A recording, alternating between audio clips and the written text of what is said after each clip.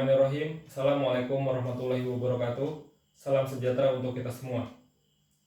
Ketika berbicara mengenai akuntabilitas, maka akuntabilitas tersebut merujuk kepada kewajiban setiap individu atau kelompok untuk memenuhi tanggung jawab yang menjadi amanahnya. Ketika berbicara mengenai ASN, maka amanah seorang ASN adalah menjamin terwujudnya nilai-nilai publik. Berikut adalah nilai-nilai publik. Kembali berbicara mengenai akuntabilitas, terdapat 5 aspek akuntabilitas. Yang pertama, hubungan. Kedua, hasil. Ketiga, laporan. Keempat, konsekuensi. Dan yang kelima adalah kinerja. Tujuan dari akuntabilitas bagi ASN adalah untuk memperbaiki kinerja ASN dalam memberikan pelayanan kepada masyarakat. Dalam menjalankan tugasnya, ASN harus mengedepankan kepentingan publik. Maka dari itu, ASN wajib menjalankan akuntabilitas publik. Akuntabilitas publik memiliki 3 fungsi utama, yaitu peran demokratis, yang kedua peran konstitusional, dan yang ketiga adalah peran belajar. Akuntabilitas publik terdiri menjadi 2. Yang pertama, akuntabilitas vertikal, yakni pertanggungjawaban bawahan terhadap atasan. Yang kedua, akuntabilitas horizontal, yakni adanya putusan pemerintah untuk memberikan laporan kepada publik. Akuntabilitas memiliki tingkatan-tingkatan. Berikut adalah tingkatan-tingkatannya. Melalui piramida ini, maka dapat terlihat bahwa akuntabilitas dimulai dari personal diri, yakni mengacu pada nilai-nilai yang ada pada diri seseorang, seperti kejujuran, integritas, moral, dan etika.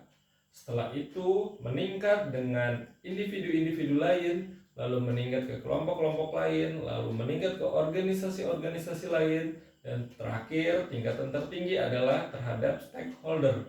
Hal-hal yang harus diperhatikan dalam akuntabilitas pada ASN. Yang pertama terkait dengan transparansi dan akses informasi. Selanjutnya, praktek kecurangan dan perilaku korup. Menggunakan sumber daya milik negara, konflik kepentingan, penyimpanan dan penggunaan data dan informasi pemerintah. Bagaimana menjadi ASN yang akuntabilitas?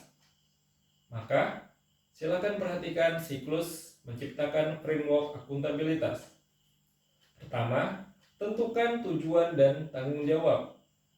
Selanjutnya, rencanakan apa yang akan dilakukan untuk mencapai tujuan. Selanjutnya, melakukan implementasi monitoring kemajuan. Selanjutnya, berikan laporan secara lengkap. Dan yang terakhir adalah berikan evaluasi dan masukan perbaikan. Setelah itu, maka kita dapat lanjut ke proses yang sama kembali dengan hasil yang lebih baik. Bagaimana menciptakan lingkungan kerja yang akuntabel?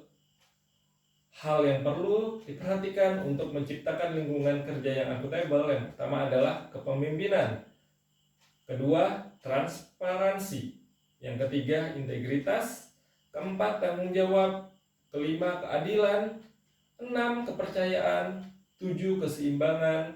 8, kejelasan. Dan yang ke-9, konsistensi. Dalam menjalankan Tridharma perguruan tinggi, yang pertama adalah melakukan pengajaran dengan para mahasiswa, penelitian dengan sesama rekan sejawat atau dengan mahasiswa yang terlibat, dan pengabdian kepada masyarakat yang luas. Maka saya akan mengedepankan sikap akuntabilitas, diantaranya dapat dipertanggungjawabkan, kemudian informatif, selanjutnya kesesuaian, dan terkontrol. Terima kasih. Saya akhiri. Assalamualaikum warahmatullahi wabarakatuh dan salam sejahtera.